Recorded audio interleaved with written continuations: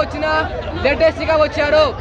అప్పుడే అయిపోయింది అనుకోకు, ఇప్పుడే మొదలైంది.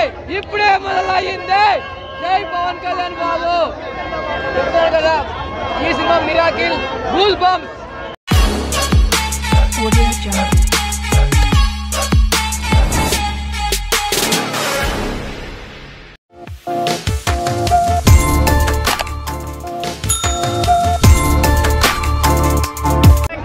ఫేక్ రివ్యూస్ ఇచ్చి అనవసరంగా కళ్యాణ్ గారిని బ్లేమ్ చేయొద్దు. ఆయన అసలు ఎవడరా, వాళ్ళెవర్రా చేసేదానికి, వాళ్ళెవర్రా సినిమా బాగాలేదని చెప్పడానికి. మమ్మల్ని అడగండి, మేము చెప్తా. అది మూవీ అంటే.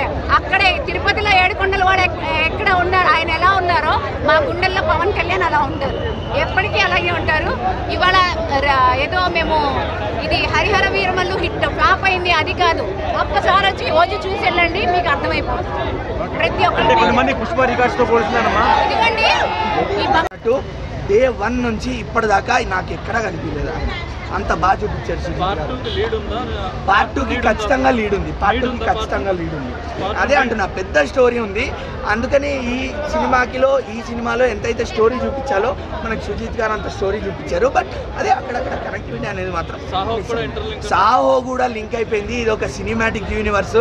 ఇంకా సాహో మన జాకీ ష్రాఫ్ గారు వాళ్ళు సినిమా వచ్చింది ఆల్రెడీ ఓజీకి 1,00,000 కోట్లు ఆడింది. మన సినిమాలో రాజకీయాల్లో ఉన్న దేవుడే, సినిమాలో ఉన్న దేవుడు పవన్ కళ్యాణ్ దేవుడైనా జై పవన్ కళ్యాణ్, జై పవన్ కళ్యాణ్. ఓజీలో మంచి కొట్టే ఓజీ, కోపం వస్తే పవర్ సార్. ఓజీకి బాబులకే బాబు, ఓజీలకే ఓజీ. ఓజీ అండ్ ఓమి అన్నది క్యారెక్టర్ పిచ్చగా ఉంది. మొత్తానికి అయితే ఓమి క్యారెక్టర్ అనేది వేరే లెవెల్లో ఉంది.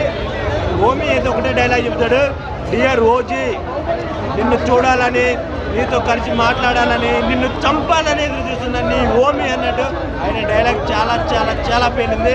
హాలీవుడ్లో పవర్ స్టార్ ఎలాగో బాలీవుడ్లో మన ఇమ్రాన్ హష్మీ అలాగే కాలీవుడ్ హీరోయిన్ మన ప్రియాంక గారు చాలా అసలు ఇంత మంచి కాస్ట్యూమ్ పెట్టి ఈ సినిమా కప్ జరుగుతుంది.